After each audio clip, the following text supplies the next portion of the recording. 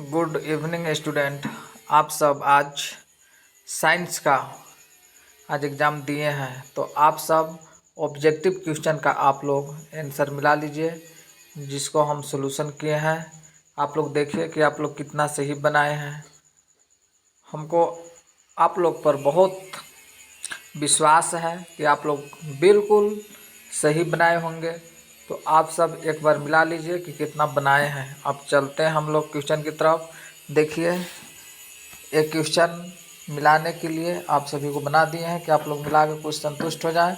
जहाँ पे जानकारी कुछ कमी बेसी हुआ होगा वहाँ पे आप लोग देख लीजिएगा। तो अब चलते हैं क्वेश्चन की तरफ। हाँ, हम लोग के पहला क्वेश्चन जो एग्ज़ाम में आया था वो देख लीजिए क्या चीज़ आया है। फर्स्ट क्वेश्चन है, उत्तल दर्पण द्वारा बना प्रतिबिंब सदैव सीधा होता है। ये चीज़ बताए हैं। अगर आप सबको याद होगा तो इसका सही उत्तर होगा 4 नंबर। उत्तल दर्पण द्वारा बना प्रतिबिंब सदैव सीधा और सीधा सदैव सीधा होता है। चलिए अब चलते हैं नेक्स्ट सेकंड क्वेश्चन की तरफ।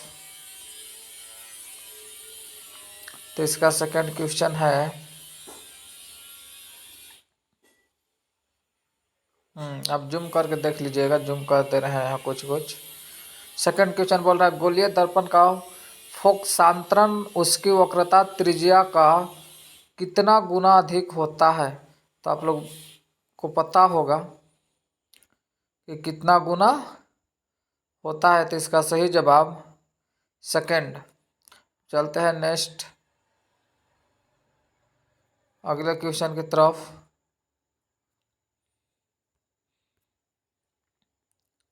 हाँ देखिए, अवतल दर्पण की फोकस दूरी होती है। अवतल दर्पण की फोकस दूरी होती है, तो आप सब जान रहे होंगे या नहीं। मान के चलिए ये अवतल दर्पण है और ये उत्तल दर्पण है। तो इसका जो मुख्य अक्ष से फोकस की जो दूरी होता है, इधर के जो लाइन हुआ ये सब ऋणात्मक होती है। इधर की जो भाग होता है ऋणात्मक होती है और इधर की भाग धनात्मक होती है। तो ये हो गया उत्तल दर्पण और ये हो गया अवतल दर्पण। तो अब बोल रहा है कि अवतल दर्पण की फोकस दूरी, तो अवतल दर्पण की फोकस दूरी इधर तो नहीं होगा, इधर होगा। तो अवतल दर्पण की फोकस दूरी मान के चलिए यहाँ है, तो ये मुख्य अक्ष से यहाँ एफ के दूरी के बीच की फोकस दूरी होता है। तो इधर के जो भी पार्ट्स है सब ऋणात्मक होती है। तो इसका सही जवाब क्या हो जाएगा? थर्ड नंबर, सी ऑप्शन सही है, 3 नंबर। अब चलते हैं नेक्स्ट अगले क्वेश्चन की तरफ। 4 नंबर, हजामती दर्पण के रूप में किस दर्पण का उपयोग होता है? तो अवतल दर्पण का उपयोग होता है। चलिए नेक्स्ट क्वेश्चन अगला है, गोलीय दर्पण। गोलीय लेंस मुख्यतः कितने प्रकार के होते हैं? तो 2 प्रकार के होते हैं। सभी को पता है? बहुत अच्छा, बहुत अच्छा। नेक्स्ट चलते हैं अगले क्वेश्चन की तरफ। उत्तल लेंस द्वारा वास्तविक आवर्धित प्रतिबिंब बनता है जब वस्तु स्थित होता है किसमें? F और 2F के बीच में जब वस्तु रखा जाता है तो उसका प्रतिबिंब आवर्धित और ये बनता है। अब चलते हैं नेक्स्ट अगले क्वेश्चन की तरफ। 7 नंबर में, जब प्रकाश की किरण हवा से कांच में जाती है तो वह मुड़ जाती है किधर? अभिलंब की ओर मुड़ जाती है। बहुत अच्छा, थर्ड ऑप्शन सही है। नेक्स्ट, लेंस की क्षमता का एसआई मात्रक क्या होता है? पता है? बताइए, पता है तो। लेंस की क्षमता का एसआई मात्रक हम लोग सभी को पता है, मालूम है। बहुत अच्छा, बहुत अच्छा, सभी को उत्तर आ रही है। 4 ऑप्शन, गुड गुड। तो इसका सही ऑप्शन है डायोप्टर। बहुत अच्छा। नेक्स्ट, हमारे नेत्र में लेंस होता है उत्तल लेंस का बना हुआ रहता है, उत्तल का। अब नेक्स्ट अगले क्वेश्चन में चल रहे हैं। 10 नंबर, आँख के लेंस की वक्रता त्रिज्या को नियंत्रित करती है पश्चिमा मांसपेशियाँ। चलिए थर्ड ऑप्शन सही है। नेक्स्ट अब चलते हैं अगले क्वेश्चन 11 नंबर, स्पष्ट दृष्टि की अधिकतम दूरी का मानक मान क्या है। अब इसमें पूछता कि स्पष्ट दृष्टि की न्यूनतम दूरी 25 सेंटीमीटर हो जाती, लेकिन अधिकतम दूरी पूछा है तो इस चलते क्या हो जाएगा, अनंत हो जाएगा। अधिकतम दूरी अनंत है, अगर न्यूनतम दूरी पूछता तो क्या होता, 25 सेंटीमीटर। बहुत अच्छा दोस्त, इसी प्रकार बतलाते रहिए। देखिए नेक्स्ट अगला क्वेश्चन है, अवतल लेंस के चश्मे का उपयोग करके किस दृष्टि को दूर किया जा सकता है। जब हम लोग अवतल लेंस का जो चश्मे पहनते हैं तो निकट दृष्टि दोष का हम लोग दृष्टि दोष को दूर करते हैं। तो इसका सही जवाब फर्स्ट। चलिए अब चलते हैं नेक्स्ट अगले क्वेश्चन की तरफ। 3 नंबर, इसमें है कि तारे का टिमटिमाना प्रकाश के किस घटना को दर्शाती है। प्रकाश के अपवर्तन के कारण आकाश में तारे टिमटिमाते हुए हम लोग की दिखाई प्रतीत होती है।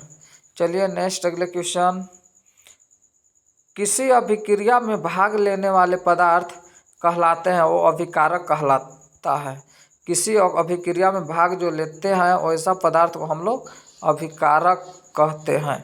तो इसका थर्ड ऑप्शन सही है बिल्कुल।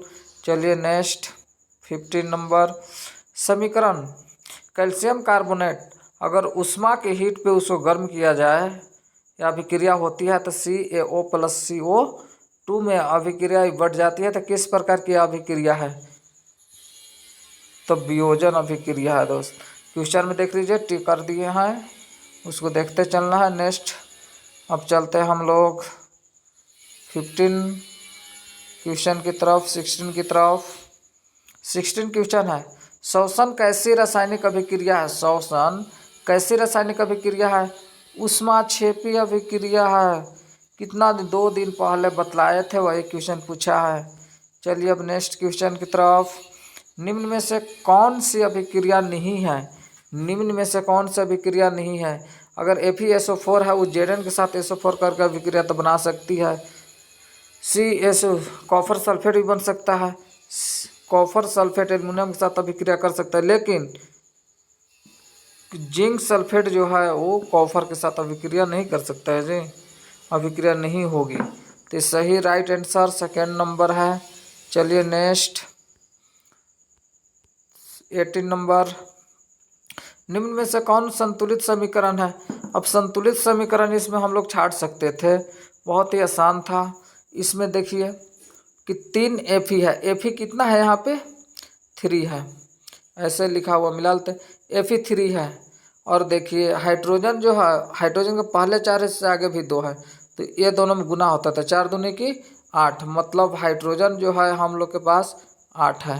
हाइड्रोजन कितना है 8 है, और ऑक्सीजन यहाँ है, तो ऑक्सीजन से सिर्फ पीछे कितना है 4 है, तो ऑक्सीजन हम लोग को कितना हो गया 4 हो गया। ये 2 जो है वो हाइड्रोजन के लिए। अब वही जो है वो रिएक्शन हम लोग आगे देखेंगे। Fe3 है, ठीक है। O4 है, तो हम लोग पास O4 है, O4 यहाँ लिखे हैं, O4 है, गुड। यहाँ देखिए O4 यहाँ है, O4 यहाँ है, तो Fe3O4 ये दोनों सही है। प्लस अब H8, तो यहाँ 4H2 लिखा हुआ है। अब हम लोग के H कितना है 8 है, H8 है, H8 यहाँ, तो 4 दूनी की 8, तो हम लोग को कौन ऑप्शन में मिल रहा है सेकेंड में, तो सेकेंड ऑप्शन सही हो जाएगी। चलिए अब चलते हैं नेक्स्ट अगले क्वेश्चन की तरफ। हाँ, अभिक्रिया Zn+CO में किसका उपचयन हो रहा है, तो इसमें कार्बन की उपचयन हो रही है, सही जवाब, गुड। चलते हैं नेक्स्ट अगले क्वेश्चन की तरफ। 20वां, कौन सा पदार्थ लाल लिटमस पत्र को नीला कर देती है, क्षार। कौन से, क्षार ऑप्शन सही है। चलिए नेक्स्ट, निम्न में कौन दुर्बल अभिक्रिया है, तो CH3COOH। बहुत अच्छा, वीडियो लंबा होते जा रही है, चलते फास्ट अब कुछ चल रहे हैं। अम्ल के जलीय विलयन में उत्पन्न होता है हाइड्रोजन आयन उत्पन्न होती है। गुड, सही, फर्स्ट जवाब। चलिए नेक्स्ट 22 का 13 का 23 की क्वेश्चन। दही में कौन सा अम्ल पाया जाता है? दही में कौन सा अम्ल पाया जाता है? तो लैक्टिक अम्ल पाया जाता है। गुड, सेकेंड ऑप्शन सही है। चलिए नेक्स्ट अगले क्वेश्चन की तरफ। अगला क्वेश्चन है 24। अम्लीय विलयन का पीएच मान होता है, तो अम्लीय कब होता है जी?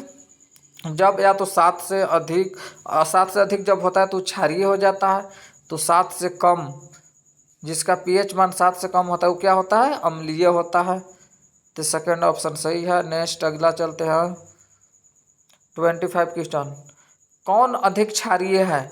तो जिसका पीएच मान 7 से अधिक होती है, मतलब पीएच मान 7 से जितना भी अधिक है सब क्या हो जाएगा? क्षारीय। तो इसमें पीएच 8 भी है, तो सबसे अधिक क्षारीय किसका हो? जिसका पीएच मान सबसे अधिक हो। तो इसमें सबसे पीएच मान किसका अधिक है? तो 14 है, मतलब 4 ऑप्शन सही है। चलिए नेक्स्ट अगले क्वेश्चन। हम व्यंजक चूर्ण का रासायनिक सूत्र क्या होता है? बहुत और बतलाए थे। क्या होता है जी? CaOCl2। अभी खोज लेंगे कहाँ मिल रहा है, तो देख रहे हैं थर्ड ऑप्शन में है। तो थर्ड ऑप्शन क्या हो जाएगी? सही हो जाएगी। अब चलते हैं नेक्स्ट। अब 27वां नंबर क्वेश्चन जानने से पहले हम लोग कुछ जान लेंगे। देख लीजिए 27 नंबर जानने से पहले, प्रकाश संश्लेषण क्रिया के दौरान, प्रकाश संश्लेषण क्रिया के दौरान जल से ऑक्सीजन बाहर निकलती है। अगर पूछेंगे हम कि प्रकाश संश्लेषण में ऑक्सीजन बाहर कैसे निकलती है, तो जल के द्वारा बाहर निकलती है। तो एक क्वेश्चन इसलिए दिए गए प्रश्न का सही विकल्प ए सही हो जाएगी। तो इसमें हम लोग देखेंगे कि प्रकाश संश्लेषण में क्रिया के दौरान ऑक्सीजन कैसे बाहर आएगी, तो जल के द्वारा बाहर आती है। अब चलते हैं हम लोग 27 के क्वेश्चन की तरफ। देख लीजिए 27 क्वेश्चन अब आसान लगेगा। प्रकाश संश्लेषण में ऑक्सीजन बाहर निकलती है, अभी तुरंत बतलाया जल के द्वारा। तो इसका सही ऑप्शन क्या हो जाएगा? जल। चलते हैं नेक्स्ट। हाँ, अनोक्सी शोषण के फलस्वरूप क्या बनता है? एथिल एल्कोहल बनता है। गुड, सही जवाब। बहुत स्टूडेंट सही बना लिए हैं। 29 नंबर। निम्नलिखित में कौन परजीवी है जी? प्लाज्मामोडियम। प्लाज्मोडियम क्या है? प्लाज्मोडियम। Good good good. चलिए नेक्स्ट 30 नंबर। रुधिर में तरल भाग को क्या कहते हैं? प्लाज्मा कहते हैं। फर्स्ट, गुड, बहुत अच्छा। 31 नंबर। अब 31 नंबर देखिए, मछली के हृदय में कोष्ठों की संख्या जो होती है वो 2 होती है। अब मनुष्य को हृदय में कोष्ठों की संख्या कितनी होती है? तो 4 होती है। तो हम लोग को मछली पूछा है, तो मछली के हृदय में कोष्ठों की संख्या कितनी होती है? 2 होती है। Good, right answer. अगर मनुष्य पूछता तो 4 हो जाता। 32। मनुष्य में वृक्क एक तंत्र का भाग है जो संबंधित किससे जी? उत्सर्जन से संबंधित है। बिल्कुल सही, राइट आंसर। चलिए नेक्स्ट अब 32 33। मैग्नीशियम पाया जाता है किसमें? क्लोरोफिल में। मैग्नीशियम पाई जाती है क्लोरोफिल में। Good good. चलिए नेक्स्ट अगला क्वेश्चन। हाँ, किसमें मुकुलन विधि द्वारा जनन होता है जी? तो हाइड्रा में होता है मुकुलन विधि द्वारा जनन। गुड। अब नेक्स्ट 35। हाँ, एड्स रोग किसके कारण होता है? एड्स जो रोग है वो किसके कारण होता है? हाँ, विषाणु के द्वारा होता है। विषाणु के द्वारा एड्स रोग होता है। चलिए नेक्स्ट। पराग कोश में होते हैं क्या? परागकण होते हैं। क्या चीज होते हैं? परागकण। 4 ऑप्शन सही है, मिला लीजिएगा अपना। Next 37 number. पूर्ण विकसित अंडाशय कहलाता है फल। क्या कहलाता है जी? फल। गुड, बहुत अच्छा। नेक्स्ट। अनवीकरणीय ऊर्जा स्रोत है क्या? कोयला, जिसको हम लोग एक बार यूज करते हैं तो दोबारा यूज नहीं कर सकते हैं, अनवीकरणीय स्रोत है कोयला। गुड। नेक्स्ट 39, सौर ऊर्जा को सीधे विद्युत में बदलने वाली युक्ति को क्या कहते हैं जी? सौर सेल बोलते हैं। क्या बोलते हैं? सौर सेल बोलते हैं। गुड, राइट आंसर, बहुत अच्छा। नेक्स्ट अब चलते हैं हम लोग लास्ट क्वेश्चन। निम्नलिखित में कौन मुख्यतः जैव गैस का संगठक है? निम्नलिखित में कौन जैव गैस का संगठक है? तो मीथेन है। गुड स्टूडेंट, आप सब एकदम सही बनाए। Best of luck. अब नेक्स्ट एग्जाम के लिए सही से तैयारी कीजिए। बहुत ही आसान आसान क्वेश्चन पूछा जा रहा है। जितने भी मॉडल पेपर्स हैं अभी भी बतला रहे हैं कि 5 सेट और वर्मा टुडे और शर्मा जितने भी क्वेश्चन आए हैं उस सभी को सोल्यूशन कर लीजिए। बहुत ही आसान है, एकदम 100 में 100 मैथ में आएगी। आप लोग इसी प्रकार तैयारी करते रहें। अगर हम लोग के पास समय मिलता तो 110 प्लस एकदम 100 में 100 मार्क्स आती। समय न होने के कारण से कुछ कुछ क्वेश्चन हम लोग नहीं करा पाए, तो इसलिए आप सभी से खेद है कि आप लोग को जितना बोला जा रहा है उतना आप लोग काम कीजिए। एग्ज़ाम में बहुत ही सफलतापूर्वक एग्ज़ाम को लिखें। इसलिए परीक्षा के लिए बेस्ट ऑफ लक। धन्यवाद।